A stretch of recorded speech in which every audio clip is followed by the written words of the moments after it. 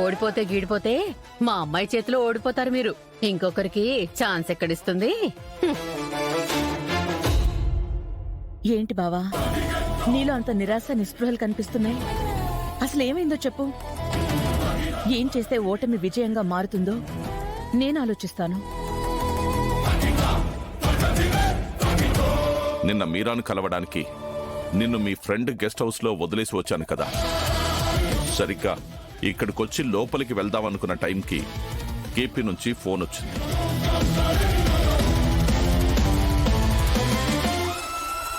భూమిని నీ కన్న కూతురుగా ఒప్పుకోవాలి. సరే కేపీ, ఒప్పుకుంటాను. గగన్ని నీ అల్లుడని ఒప్పుకుంటున్నట్టేగా.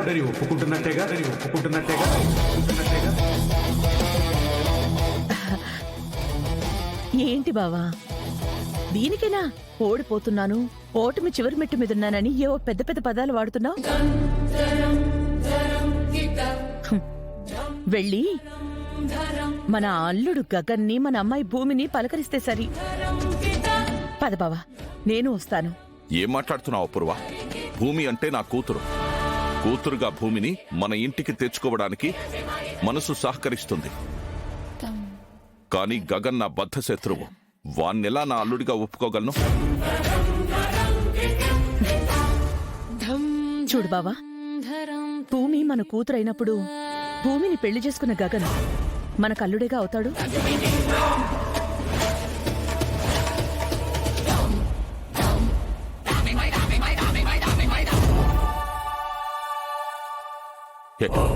ఏంటా పూర్వ, నువ్వు కూడా కేపీ లాగానే మాట్లాడుతున్నావు? కేపీ నేనే కాదు బావా, లోకంలో ఎవ్వరైనా ఇలాగే మాట్లాడతారు. ఎందుకంటే ఇది నిజం గనక. అందుకే నేను అదే చెప్తున్నాను బావా.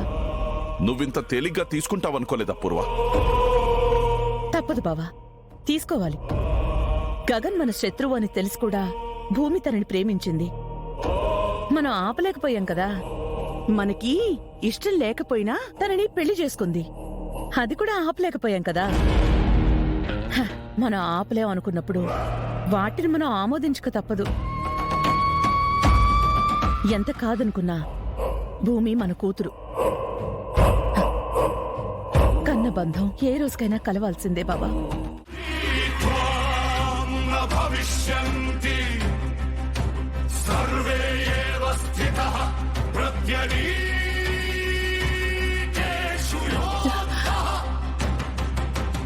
ఏం మాట్లాడుతున్నావు భూమి? నిజమత్తయ్యా. మీ నాన్నొచ్చి నిన్ను తీసుకెళ్తాను అంటే ఓకే. తండ్రి కూతుర్ని తీసుకెళ్తున్నాళ్లే అనుకోవచ్చు, కాని కూతురుగా నిన్ను, అల్లుడిగా నా గగన్ను మీ ఇంటికి పిలవడానికి వస్తున్నారా? అవునత్తయ్యా. ఇద్దరూ ఒకరికొకరు ఎదురు పడితే గొడవ పడ్డవే కాని గౌరవించుకోవడం ఉండదు కదమ్మా. ఇది జరిగే పనేనంటావా? అసలు మీ నాన్న నిజంగా వస్తున్నారా? వస్తున్నారత్తయ్యా. వచ్చి అల్లుడు గారు అమ్మాయిని తీసుకుని మా ఇంటికి రండి అని అడగగానే మీ అబ్బాయి టక్కున ఒప్పేసుకునేలా దేవుడికి బలంగా దండం పెట్టుకోండి అత్తయ్యా. అలాగేనమ్మా, దండం పెట్టుకుంటాను. నువ్వు కూడా దండం పెట్టుకో.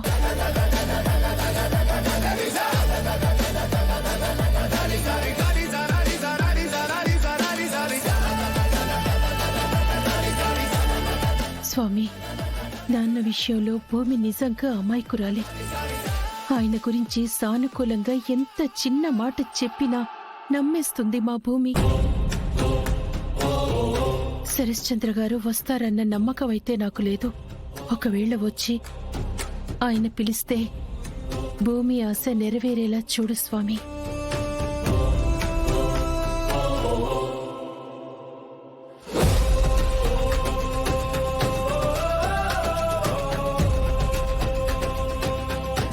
అత్తయ్యా, మీరు బలంగా దండం పెట్టుకున్నారా?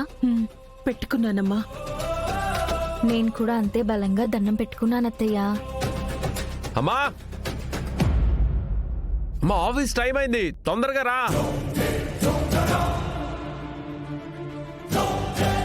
మా అయ్యో అత్తయ్య, మీ అబ్బాయి ఆఫీస్కి వెళ్ళిపోతున్నాడు. మా నాన్న వచ్చేంత వరకు మీ అబ్బాయిని ఎలాగైనా ఆపండి. ఏంటో అమ్మా నన్ను వెళ్ళండి ఇరికించేస్తున్నావు అత్తయ్య, భూమి. వెళ్ళండి, త్వరగా వెళ్ళండి.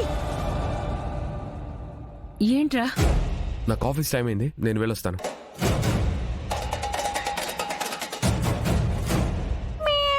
రే పిల్లి వచ్చిందిరా. అప్సెకిను కూర్చొని వెళ్ళు. ఎక్కడమ్మా పిల్లి? ఎక్కడుంది?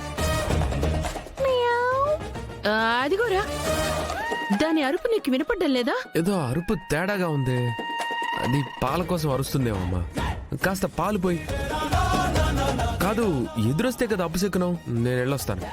ఏయ్, మా అమ్మ చెప్పింది కాబట్టి వింటున్నాను. నీకు అర్థం అవుతుందా? ఆ, అర్థమైంది. ఏం అర్థమైందో ఏంటో నీకు.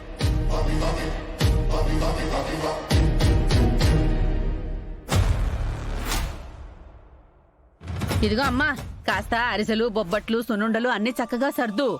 మూతలు గట్టిగా అన్నీ పెట్టావా? పెట్టేశాను. అన్ని వచ్చేసాయి కదా, పడిపోకుండా చూడు. సరేనా? ఏంటి జాగ్రత్త. గోరింటాకు పిన్ని, ఆ, యువర్ సో యంగ్ కదా, నీకు ఇంకా పెళ్లి కాలేదు కదా. ఈ పాటికే చిన్నపిల్ల చెంగు చెంగుమంటూ అన్ని పనులు చేసేస్తాం అనుకున్నానే. ఆల్మోస్ట్ అన్ని అయిపోయాయి అన్నయ్య. ఆ?